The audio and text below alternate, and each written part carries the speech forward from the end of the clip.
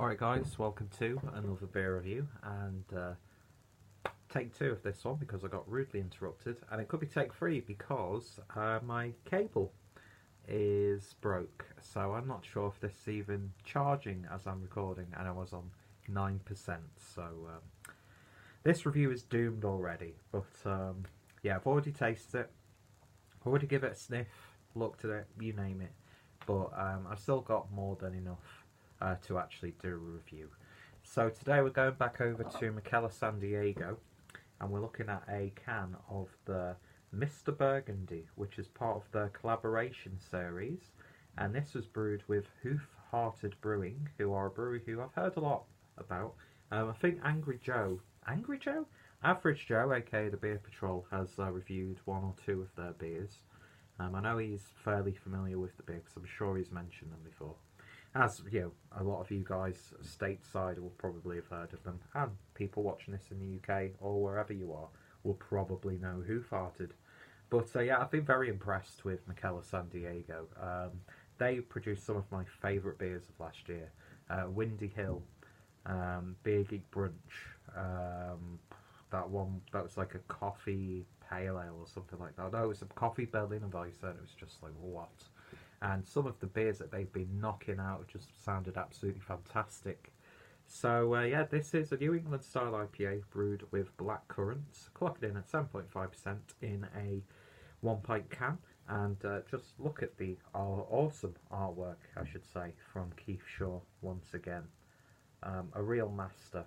And yeah, I love how like that's just such a tiny artwork compared to the rest of the can. But it works, you know, it's almost like this is a look in itself now, as opposed to just, you know, a bit of convenience for brewers just to be able to slap on a sticker on a can, on their canning line.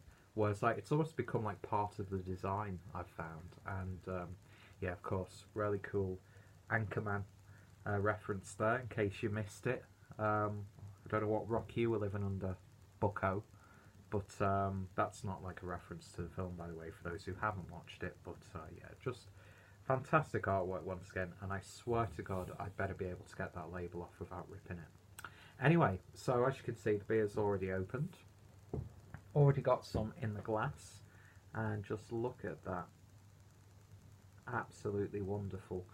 It looks a bit lighter on camera, obviously because of the lighting and the angle. But yeah, it's definitely got that sort of like berry look to it. It's a bit darker than a lot of New England style IPAs. There's no real vibrancy to it. Like, it's not yellow or anything like that. But it is murky, it's hazy, it's turbid. It has that slight sort of chicken stock gravy look to it. But it just looks so bold. And when I gave it a bit of a swivel, this is how you don't swivel a glass, by the way. Probably best if I did it this way. Here we go. Yeah, how long have I been doing this? And I do not know how to generate head properly. That's what she said. But yeah, even the head itself, although it looks brilliant white on camera, has a little bit of a tinge to it. So yeah, you could definitely see that there's something added to it. Not necessarily black currant in this light, but then again, you're going against what I would imagine is such a bright colour anyway, with the base New England style IPA. But yeah, so let's see what we get on the nose. I just realised I had the can on my exposed bollock because I'm in my underwear and it's absolutely freezing. But yeah, this was part of Mikkeller's Beer Club box for June. And yeah, I was very happy to get another San Diego beer because, like I said, I've been very impressed by them. So anyway, let's see what we get on the nose.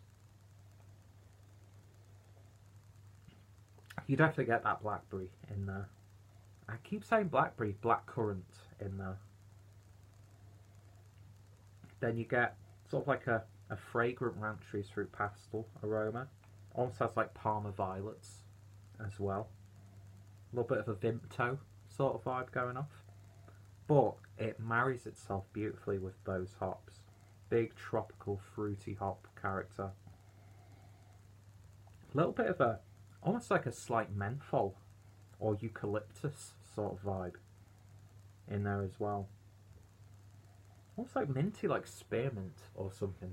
You know, and you like when you've had mints and you like breathe in and it gets really cold in your mouth. That's like the sensation I'm visualizing, if that makes sense. But yeah, you've smelled these hops before in one of these sorts of beers, but that addition of blackcurrant just adds a lovely, unique edge to it, and it smells absolutely wonderful. So yeah, there we go. There's a little bit of a better look at the head, but yeah, smells good, looks good. Let's give it a taste. Cheers.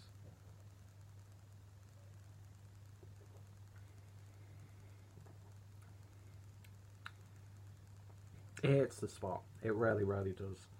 I love fruited IPAs anyway. So when I'm seeing a New England style IPA with the addition of fruits in there, because you do get those like sort of berry characters and currant characters with some of those hops. I find you get like a really nice sort of a blueberry flavour, let's say, from the Mosaic hop. But you're definitely picking up a slight tartness in there on the back end as well. And I'd say you get more of that blackcurrant flavour once you've swallowed, as weird as that sounds. But because of currants, I'm getting like a grape-like character as well. Almost has that sort of wine grape flavour to it. But very subtle, it sort of like balances itself out. Just adds a little bit more to the party in the glass. But the base New England style IPA in there, it's really nice and hoppy. Not slapping you around the face. It's not bombastic in any way. It's just really nicely blended and utilised. Lovely bold body to it. I'm not sure if there's lactose in there, but you definitely get that vibe. And it does remind me of like berries and yoghurt almost. A little bit of a spicy edge to it as well. And a really quite low bitterness on the back end. So it's got those familiar IPA flavours, but with a unique twist. And it works really, really well. Is it the best New England style IPA I've ever had? No, I don't think so. To me, comparing this to another San Diego beer that I've had, I would pick Windy Hill. That was just one of the best IPAs that I had all year last year.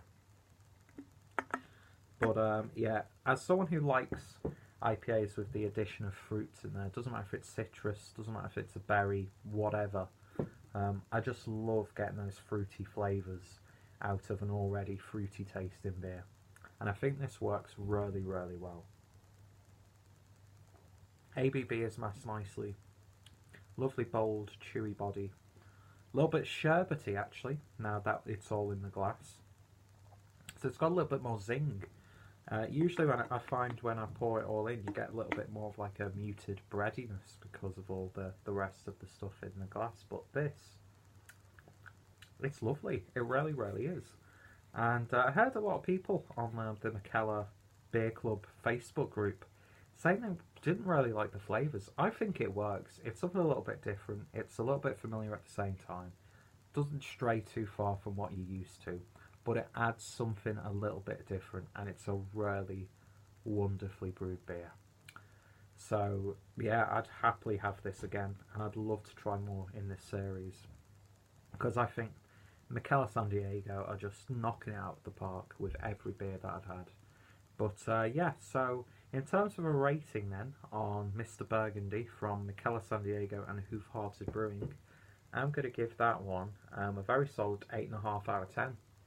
Really, really nice beer. And yeah, I'm very happy that I got to try it. So if you have tried it, let me know your thoughts and opinions down below. If you've tried any of the other beers from this series, then of course, any recommendations? Are you a fan of Mikkeller? Are you a fan of Mikkeller San Diego? If you want to try out some of the Mikkeller beers for yourself, my referral link is down below, even though pointed to the window. And yeah, get yourself a nice little discount, because you never know, you might get some beers like this coming in the post, which is never a bad thing. Actually, as I'm talking now, it's really quite tart. So again, not too drying. It's making my mouth water more than anything else, and I want to go in for another swig. So yeah, 8.5 on this one. If any of my friends and fellow beer tubers have reviewed this, then their links will be included down below. Joe, if you're watching this, Mr. Beer Patrol himself, I'm sure you would have tried this one, so I'd love to hear your thoughts on it if you have, or if you tried any of the other beers from this series. And yeah, so I'm not going to single anyone else out, because you're all awesome, and I appreciate each and every one of you guys who spends time to not only watch my videos, but also leave comments. Really means a lot, and yeah, I'm just really honoured that I get to share beers like this with you guys. So, thank you all for watching. Check out my Mikkeller playlist for more reviews. Check out my Mikkeller San Diego playlist for some more great beers. And more importantly, I hope you'll join me next time for another beer review. Thank you guys for watching, and I shall hopefully see you later. Cheers.